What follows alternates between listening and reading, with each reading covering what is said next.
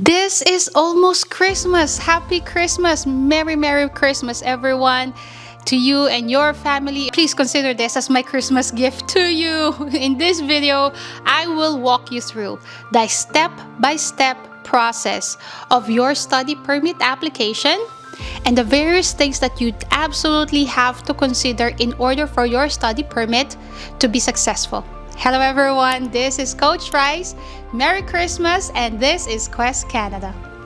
And the first step is for you to assess your background or your profile with regards to your education, with your work history, and really the simple question of what really do you want to do with your life 10 years from now? What kind of job, what kind of profession do you want to land the moment you finish a program or your program here in Canada?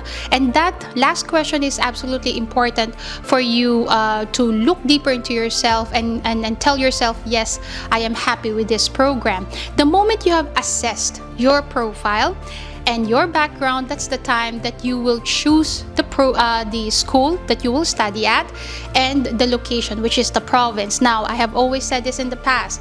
You always have to research the PR pathways in the province before you decide on the school.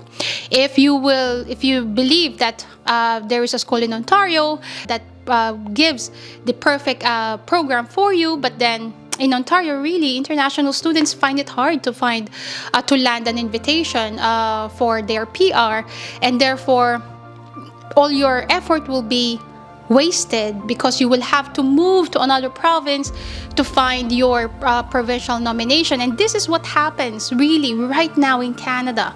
There are many students that go to Ontario. At the end of the day, they realize they don't have a chance, they don't have a fighting chance to land a PR, and therefore they move to Alberta, they move to Atlantic Canada to land PR pathways. And do not do this. And therefore, the moment you decide on a school, search on your PR pathway first. The moment that you decide and you know for a fact that you have a future in that school and that province, then you apply for your admission. The moment you apply for your admission, you have to make sure that you're eligible for the program that you're applying for. There are programs that will require K-12. There are programs that will require bachelor's degree. There are programs that only requires K-10. There are culinary programs that will accept K-10. So this will differ from school to school, program to program. Make sure you are eligible. By the way, if you need assessment with your eligibility on certain provinces, certain programs, we are absolutely happy to help you out. Email us info@questcanadaca.com. After application on your program, we wait. We wait for your admission.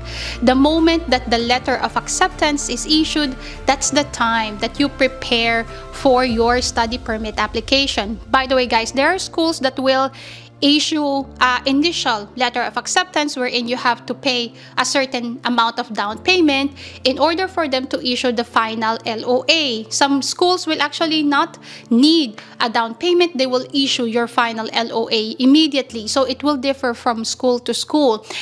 The moment you receive your admission, you then prepare for your study permit application. The first thing that you do is you create your GC key. So this is a portal that you can search on Google. Just search a GC key. There are various questions there that you will have to fill out. The moment you finish creating your GC key, you can then create your application. How do you make your application? You will have to put in there what you want to do. You want to apply for a temporary residence permit, which is a study permit, and you will study or you will stay in Canada for more than 6 months because your program will have to be more than 6 months in order for you to be issued a study permit. The moment you finish answering all the questions in your application form, you will land at the last part wherein GC Key advises you or informs you of the various forms and documents you need to submit. You will find that there are buttons for proof of income. There's a button for medical exam. There is a button for proof of reason why you need to come to Canada, and that will be your admission letter and your down payment if you did make the down payment, and there are different other buttons specific to certain documents. There are other documents that you will be needing to submit, and all other documents that does not have its specific button, all of this will have to be included in your client information button. Each button will only accept a maximum of 4 MB, and therefore you have to merge all your documents and resize them in order for the portal to load the documents. The client information button normally would include your education, your resume, the work history that you've had, the home ties that you have, and I would like to go deeper into the home ties in a while. But first, I would like to talk about the proof of funds, and this is absolutely important. I have created many videos about proof of funds. I cannot reiterate how fundamental showing your financial capability and financial stability in your application, that you have the capability to sustain your expenses even if you will not work in Canada. So your pay stubs, your income tax, your bank statement confirming that you are receiving a certain amount of money for your job, and if you have other investments, stocks, etc., that you can include in your application, those will certainly help you with a successful study permit. Now, let's talk about home ties.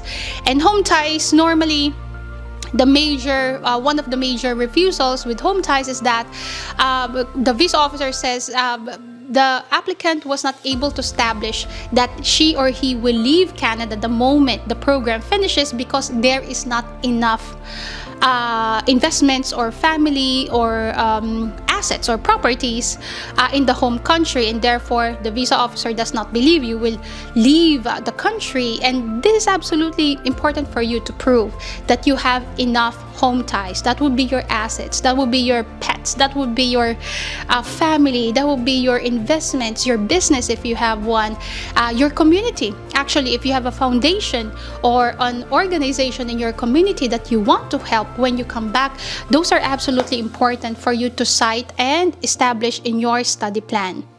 And now, the study plan. Study plan will be included in your client information. The study plan is your document that essentially represents you to the visa officer, because there is no interview portion in your application. The moment you are refused, then you are refused. You have to reapply. You can appeal, but if you appeal, it will take so much time. It's better that you reapply.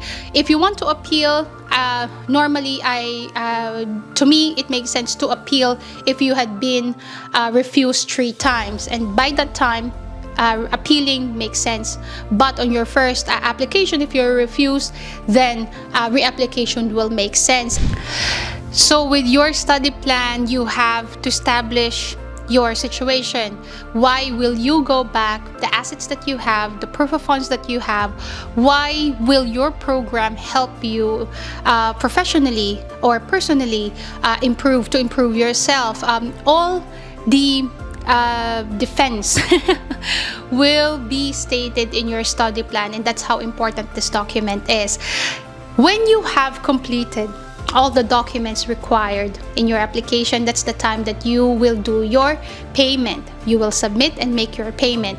The moment you make your payment, that's the time that you will sit and wait, and do not stress too much with the result, because really if you stress too much, nothing will really change. It is what it is.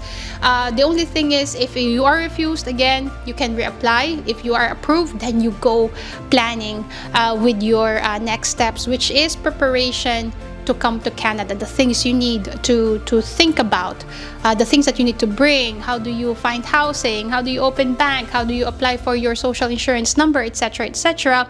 And these are good things for you to know in advance when you land in Canada.